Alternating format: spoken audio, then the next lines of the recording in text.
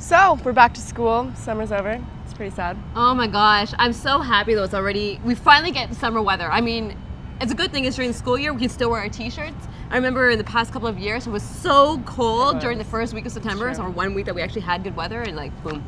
Our summer just came really late this year, that's all. And I'm hoping it stretches out as much as possible. But anyways, it was actually a pretty good summer. I was working at Canada's Wonderland this summer, name dropping. But yeah, it was a lot of fun. How about you? I didn't do a lot of working. I went to Whistler. It was fun. I skied in short shorts and a scandalous tank top. In the snow in Whistler? Yeah, it was like 30 degrees out. And the snow's not melting? It was melting. There was like little, pathways of waterfalls skiing down. It was good. It was good times. That sounds interesting. With me, I didn't get to do it this year, but I'm a really big fan of kayaking. So camping, I'm hoping that's something I get to do next year, and I'm just looking forward to maybe a couple of road trips as well. That's great. I'm looking so forward to that. But anyways, yeah, so I moved in. I'm now living, on the other side of City Park, and I'm really lucky I'm on the bus route. But the bus was driving by this morning, and I realized I can't even go on it because I don't have my student card validated yet. Oh yeah, I haven't done that either. Do that. It's Get your really student card important. validated. Speaking of summers, guess who's been here all summer? Who? Michael Ceci. Oh yes, and also with Dr. Daniel Woolf, our new principal of Queen's University. It's true. Michael Ceci, our AMS president, has been talking to Daniel Woolf all summer, straightening things out for the next year. And let's see what the both of them have to say. All right, check this out.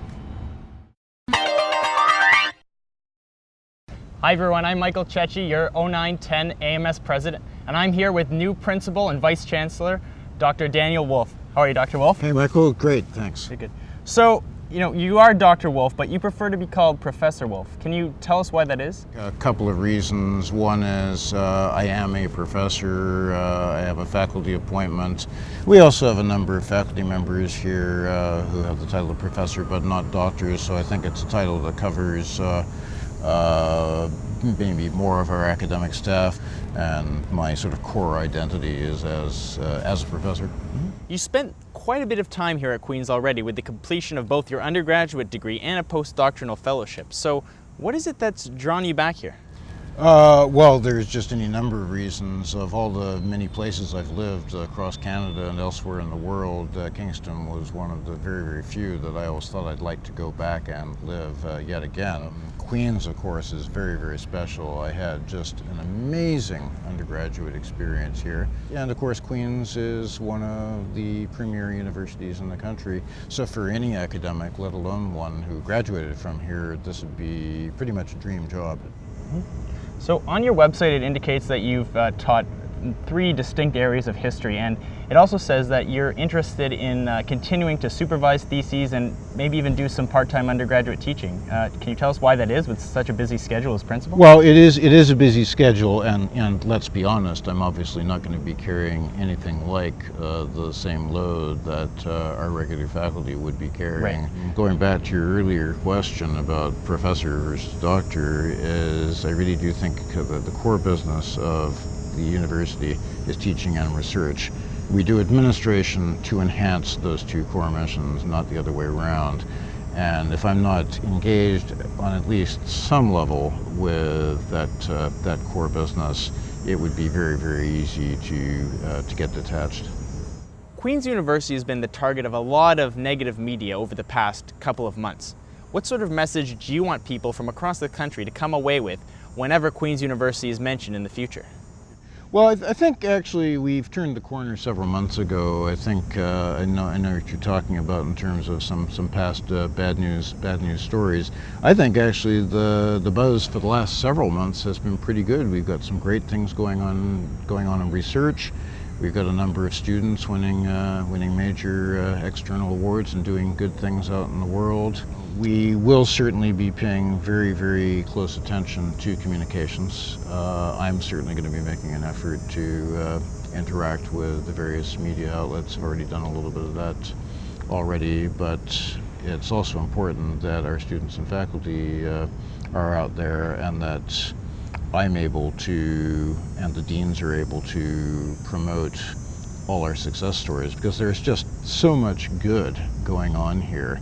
And I actually think, in all honesty, I think Queen's is actually a little modest about its achievements. I think we sort of have this feeling that, you know, we know we're good, but we don't really need to tell the rest of the world. I think we should be in people's faces a lot more about the good stuff that we do here. Research, teaching, student achievement, the extracurricular experience that students have here.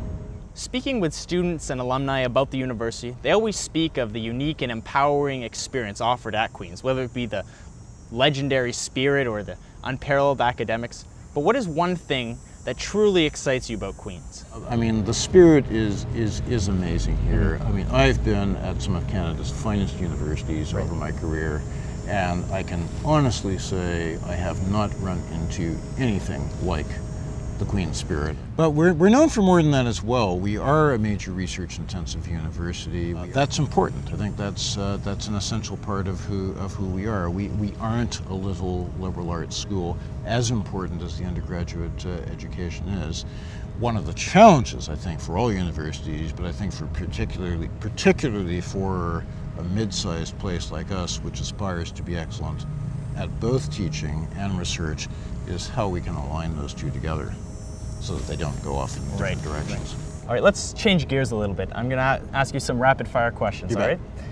Edmonton Eskimos or Hamilton Tiger Cats? Winnipeg Blue Bombers. Okay. Walking or driving? Walking. Star Trek or Star Wars? Original Star Trek. Original Star Trek. By a hair. Right. Stout or lager? Lager. Trumpet or saxophone? Saxophone. Citizen Kane or Casablanca? Casablanca. All right.